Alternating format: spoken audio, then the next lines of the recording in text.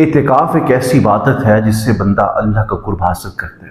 ویسے تو اعتکاف کے بہت سے فوائد ہیں، لیکن چند فائدے میں آپ کے سامنے رکھوں گا۔ سب سے پہلا فائدہ تو یہ ہے کہ انسان اللہ کا قرب حاصل کرتا ہے، اور دوسرا یہ ہے کہ اس معتکف کو سارا سال اعتکاف کے روحانی فوائد حاصل ہوتے رہتے ہیں۔ اور اس کا تیسرا فائدہ یہ ہے کہ اللہ کریم معتکف کو آقا علیہ السلام کے فرمان کے مطابق مقبول حج اور مقبول عمرے کا ثواب بھی عطا فرماتا ہے۔ اس کا ایک اور فائدہ یہ بھی ہے کہ اس معتکف کو لیلۃ القدر بھی حاصل ہو جاتی ہے، یعنی یہ وہ رات ہے جو 1000 مہینوں کی عبادت سے بھی افضل ہے۔ یعنی معتکف کو یہ بینیفٹ حاصل ہے کہ اگر وہ سویا بھی ہے تب بھی اللہ کریم اس کو لیلۃ القدر کا ثواب عطا فرماتا ہے۔ احباب ذی وقار، اعتکاف کے تمام فوائد جو آپ نے سنے ہیں، فرض کریں کہ اگر کوئی شخص اعتکاف بیٹھتا ہے، اپنی فیملی کو چھوڑتا ہے، رشتہ داروں کو، بیوی بچے کو، تعلق داروں کو چھوڑ کر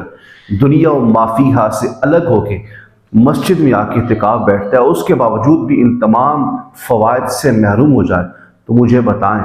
اس کا پھر اعتکاف کرنے کا کوئی فائدہ ہے؟ ایسی ہی ایک واقعہ مظفر گڑھ کے نواحی علاقے میں یہ واقعہ پیش آیا ہے کہ یہ وہ بدبخت شخص ہے جس کی تصویر آپ اسکرین کے اوپر ملاحظہ فرما رہے ہیں۔ یہ شخص بھی اطلاعات کے مطابق خود بھی اعتکاف بیٹھا تھا، اور اس بدبخت شخص نے حالت اعتکاف میں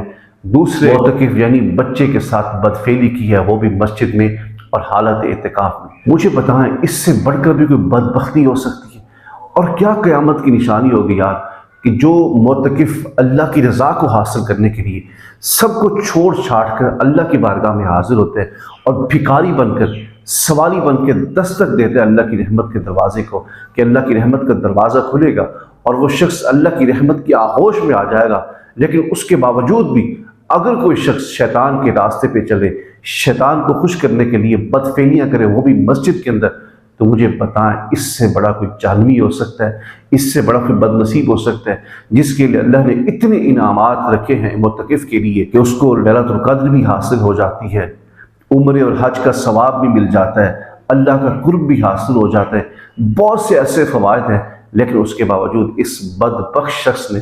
بچے کے ساتھ بدفعلی کی ہے۔ بس الفاظ نہیں ہے کہ میں کیا بیان کروں، یہی کہہ سکتا ہوں کہ اللہ کریم ایسے درندوں کو ہدایت عطا فرمائے، اور میں انتظامیہ سے گزارش کرتا ہوں کہ اس بدبخت کو ایسی سزا دی جائے کہ اس کی نسلیں بھی یاد رکھیں۔